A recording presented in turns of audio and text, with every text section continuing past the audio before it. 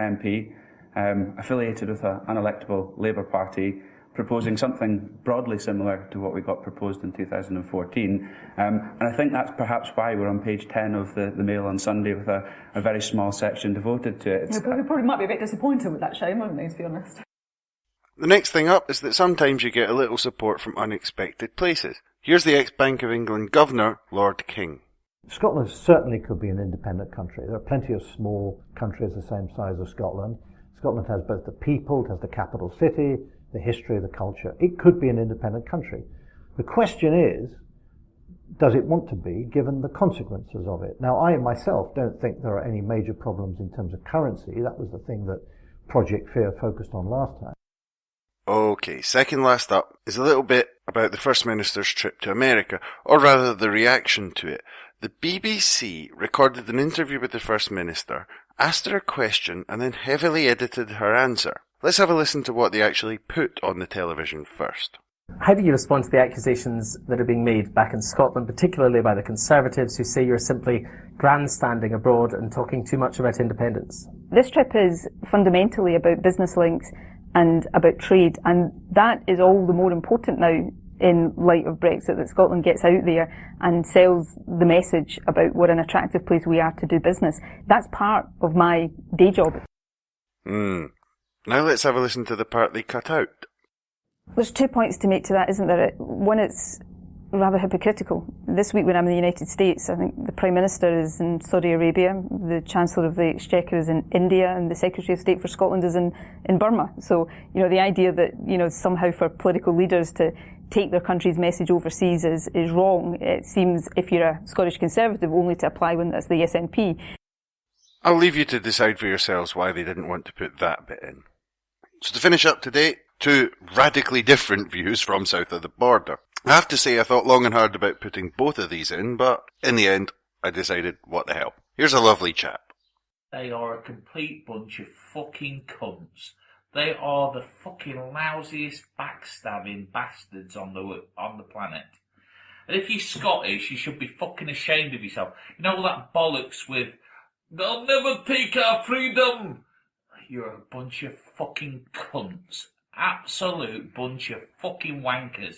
You're letting a fucking little tiny country like fucking Belgium take over your fucking lives. You're fucking scum. You're the fucking scum of the earth.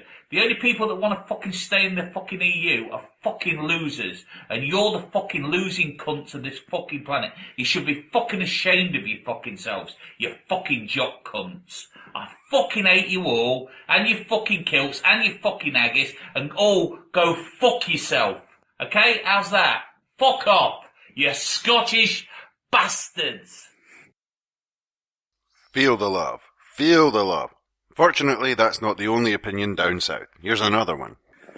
Never mind the front pages of the right-wing media. Support for Scottish independence right now is at an all-time high. As Theresa Mayhem declares a divisive referendum will cause massive economic uncertainty. She's just enacted Brexit, a xenophobic, divisive, pound down, food prices up, economic uncertainty, and little Englanders who bought prejudice as a tool for power. The Tories are a mess. And if Brexit goes pear-shaped, the Tories will be looking to Scotland for some of its resources to pay for it. Someone said yesterday, Britain's more toxic than Chernobyl. So the rest of Europe opens its arms to Scotland. The toxic Tories have done this with their hard Brexit. And look at the state of that mob. Boris Johnson in the middle of Brexit and a Scottish referendum, standing up in Parliament, declaring a new royal yacht Britannia. You're like, and who, what? This is the same Tories that cut 30% off sick and disabled to incentivise them back to work. Run, Scotland. Run for your lives. You're better than this. If some of us can escape these Empire 2.0 clowns who'll be bringing back ration books next, kick them out of Scotland. The Tory landowning estate barons. Scotland's one of the largest estate-owning countries in the world.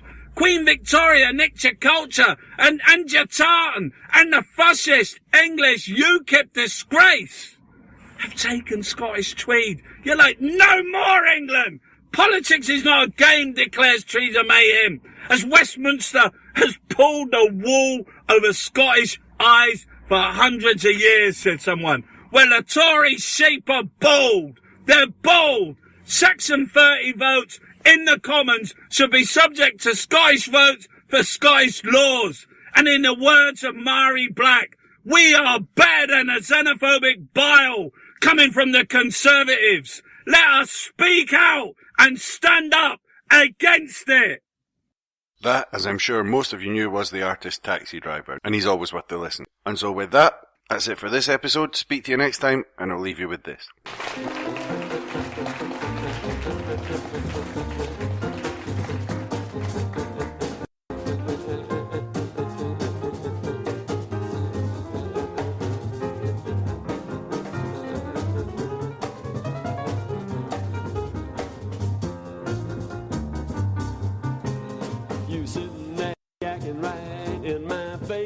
You coming on exactly like you own the place. You know if Silas was golden, you couldn't raise a dime. Because your mind's on vacation and your mouth is working overtime. You quoting figures and dropping names. You telling stories and playing games.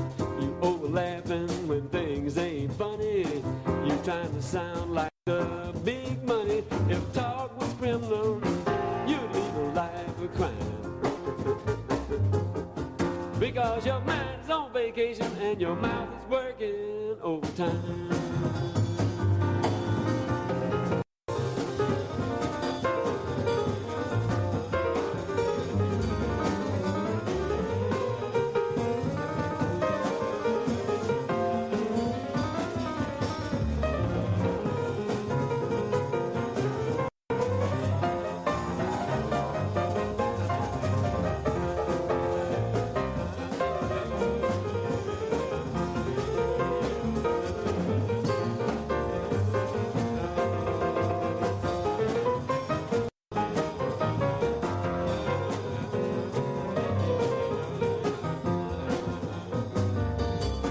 You know that life is short and talk is cheap.